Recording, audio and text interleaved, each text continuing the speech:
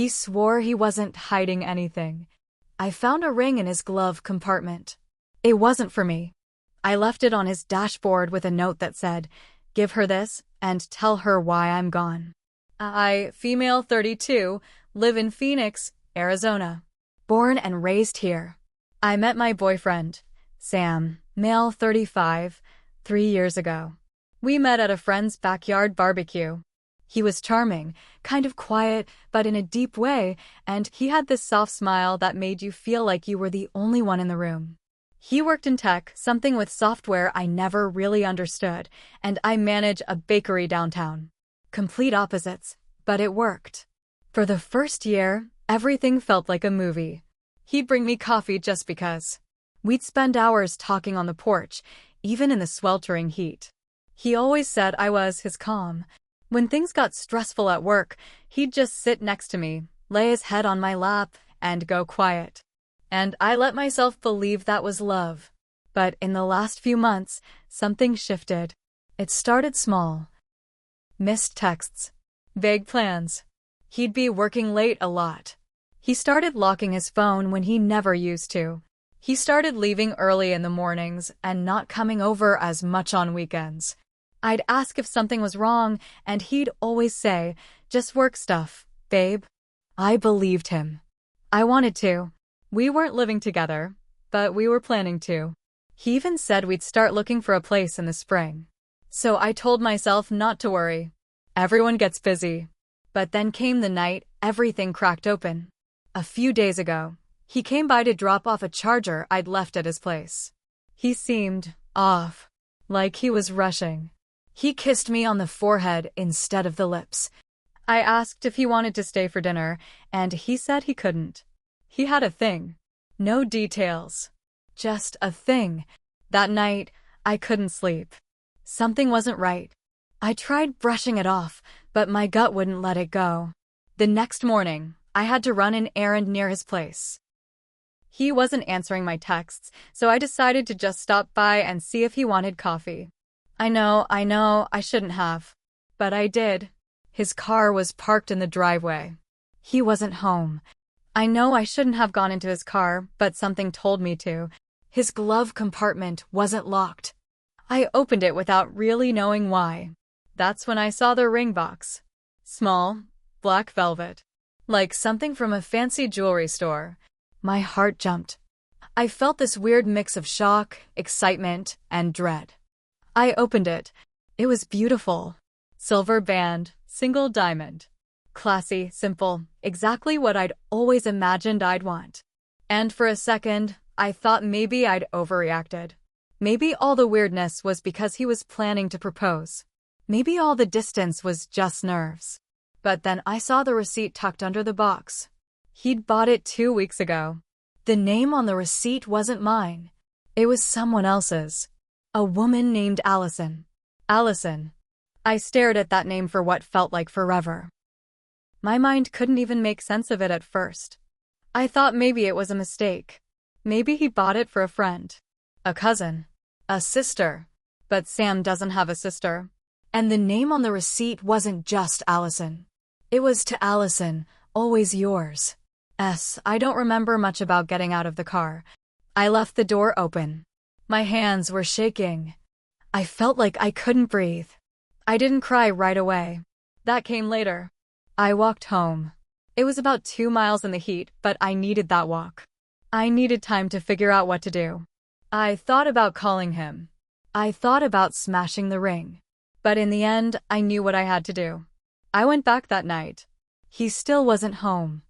I put the ring back in the glove compartment, right where I found it. And I left a note on his dashboard, just one line. "Give her this, and tell her why I'm gone." I haven't spoken to him since. He's called me. A lot. Texted too. At first it was just, "Where are you?" Then, "Please talk to me." Then came the long messages. The ones that tried to explain. Said he could explain everything. I didn't read past the first 2 lines. Because I know what I saw. I know what the ring was. And it wasn't for me. It's been 5 days since I found the ring. 5 days since I walked away. I thought that was it. I thought he'd figure it out, maybe cry, maybe be relieved I made it easy for him. Maybe run off into the sunset with Allison. But that's not what happened. The texts haven't stopped. First it was just confusion. Then came the I love you, I swear I do texts. I ignored them. I needed space. I needed to not scream at him, not throw something. I didn't trust myself. On the third day, he showed up at the bakery. I was in the back, trying to act normal, kneading dough like my hands weren't still shaking. My coworker Mia came back and whispered, "Hey, there's a guy out front. Tall, dark hair? Says he's your boyfriend." I froze. My stomach dropped. I told her to tell him I wasn't there. She said, "He looks wrecked." I peeked through the crack in the door. He was sitting at one of the tables, head in his hands. No coffee, no phone, just sitting. I ducked back before he saw me. I didn't go out. I couldn't. Not yet. That night, I finally caved and read one of the long texts he sent. This part made my stomach turn. It wasn't what you think. I didn't propose to her. I was going to, but I couldn't do it. I panicked.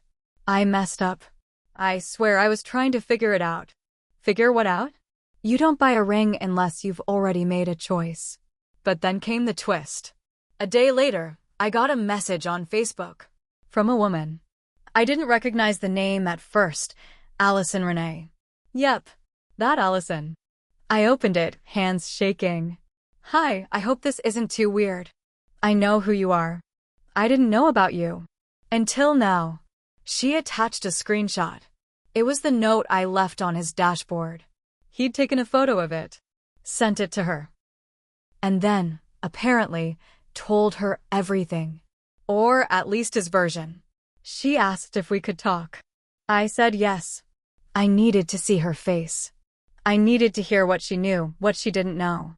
We met at a coffee shop near Camelback. She was beautiful, different from me. Glossy hair, crisp blouse, expensive shoes. She looked like someone who didn't know how to settle. Like someone who'd never needed dough in her life. But her eyes were tired. She didn't smile. Just sat down and said, "He told me you were just a friend." I laughed out loud. I couldn't help it. A friend he slept with 3 nights a week for the last 2 years? I asked. Her lips pressed tight. She said, "He told me he was going to propose soon." I thought it was weird when he got distant. He said work was crazy. Then he told me he needed time. Said he felt off. Said he needed to figure things out before taking the next step. So while he was pulling away from me, he was pulling away from her too.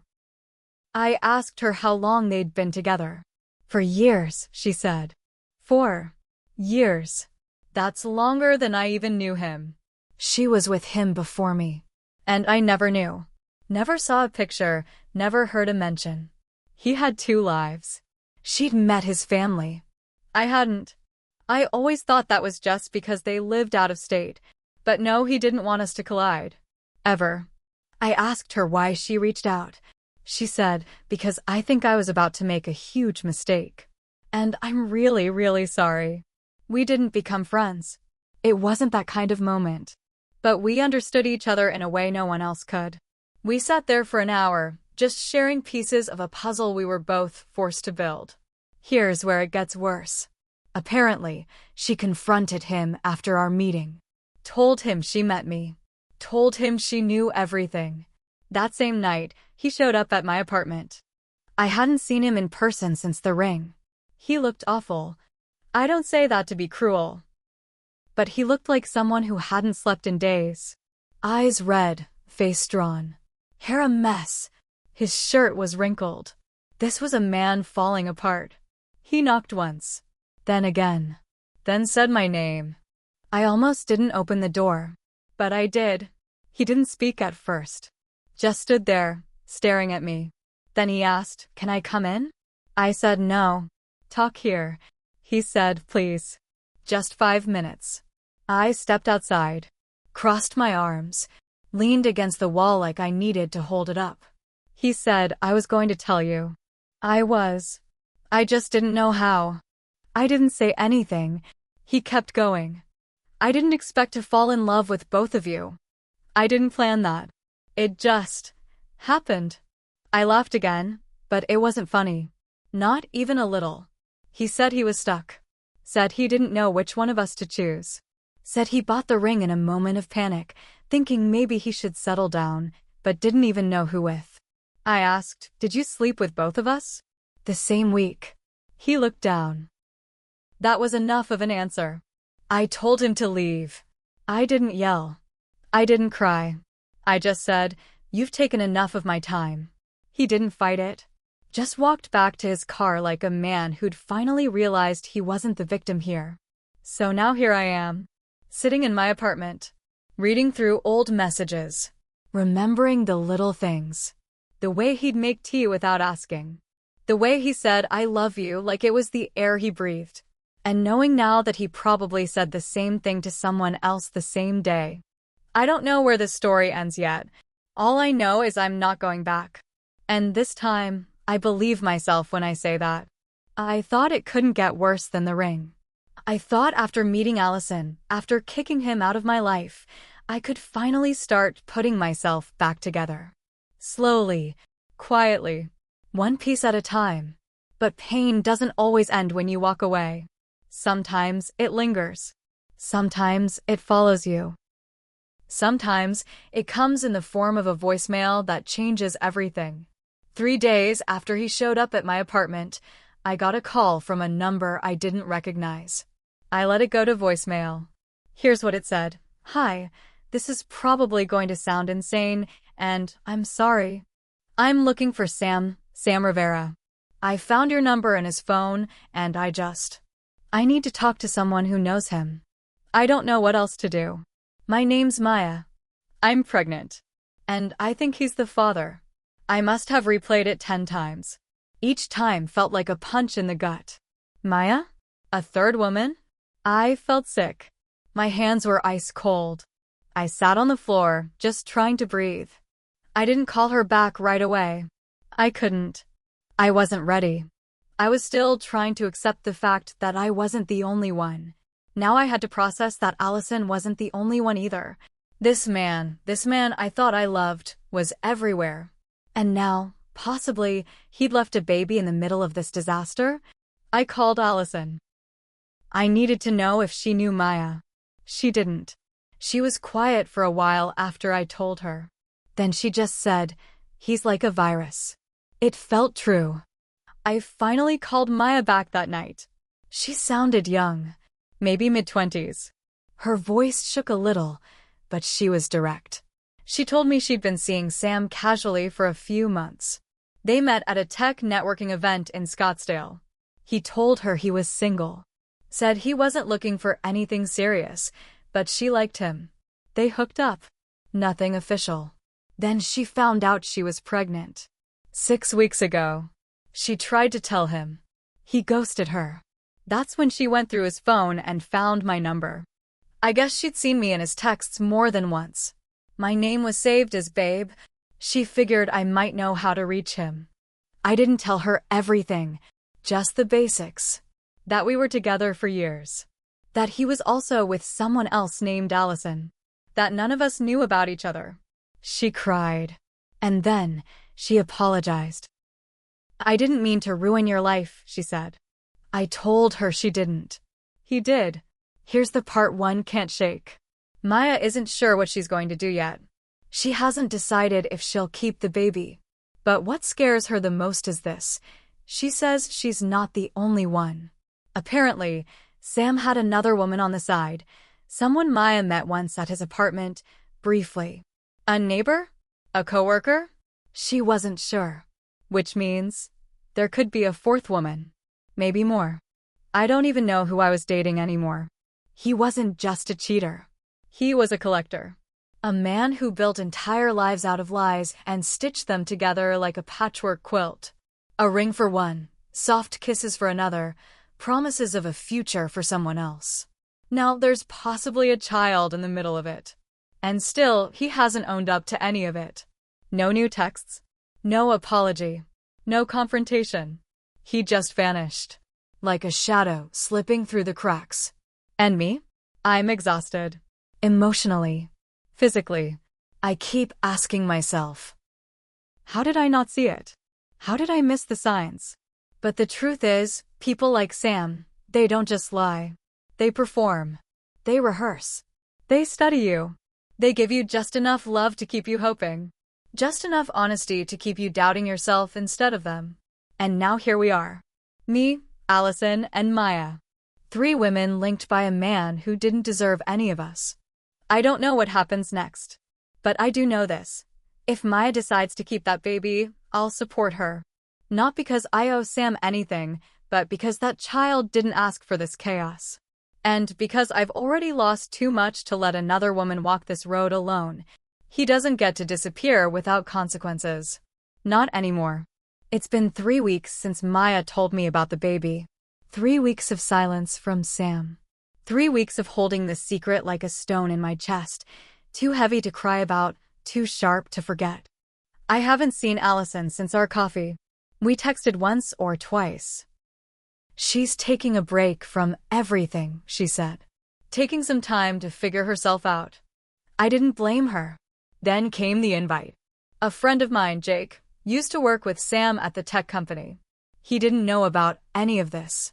We hadn't really spoken since last year, but suddenly he texted me out of nowhere. Hey, random question. Did you and Sam break up? I just saw him at this party last week with some woman. Looked like a baby shower? Super weird vibes. A baby shower.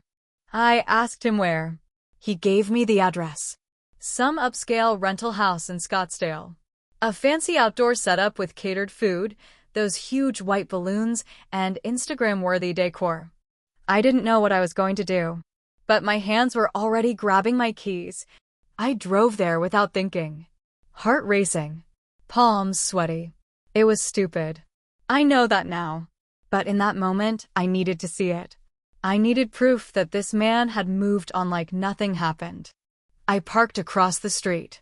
Watched for a minute. And there he was. Laughing. Holding a drink. Arm around Maya.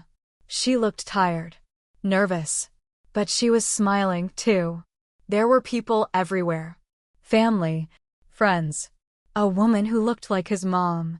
Another who looked like his sister. All of them laughing. Toasting. Taking pictures. Like this was his real life. Like the rest of us never existed. I don't remember getting out of the car. I just remember walking across the street and into the yard. I remember people turning to look at me. Confused. Curious. Whispering. And I remember Sam's face. His eyes locked on mine like he'd seen a ghost. Maya, I said. My voice was calm. I don't know how. Can we talk? She looked at Sam. Then at me. She nodded. We stepped aside, near the pool. No one followed. But they watched. I could feel it. I said, did he tell you about the other women? Her smile cracked. She whispered, no. I pulled out my phone. I showed her the texts. The pictures. Even the one of the ring. The note on the dashboard.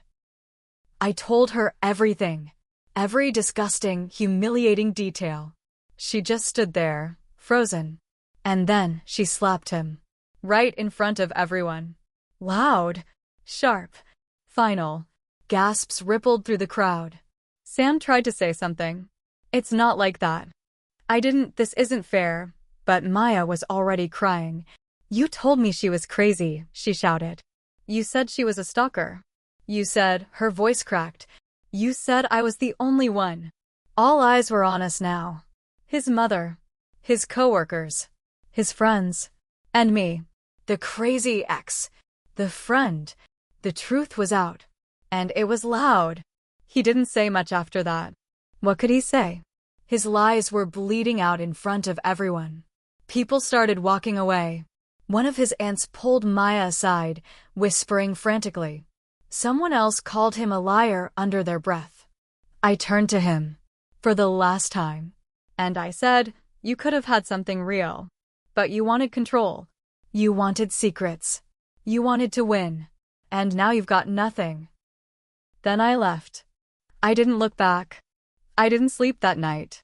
Not because I was hurt, but because I felt empty. Like something had finally torn free inside me and left a silence behind. I got messages later from people who were there.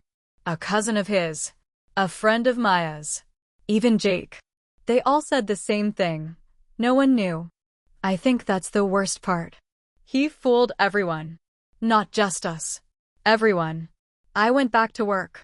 I baked more than usual. I cleaned the apartment. I bought myself a new comforter. Little things, you know? Allison texted me a week later. She said she saw the pictures online. Someone had tagged Sam. She said she was proud of me. Then she added, he never broke me. But you shook him. He'll remember that. I don't know if that makes me feel better. But it makes me feel something. I still think about him sometimes. Not with longing. With confusion.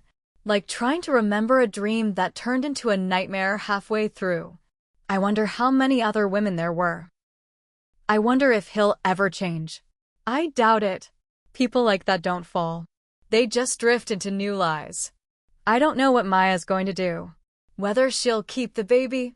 Whether she'll forgive him. Whether she'll cut him out completely. But I hope she sees him now. I don't miss him. Not anymore. I miss the version of him I believed in. But that man never existed.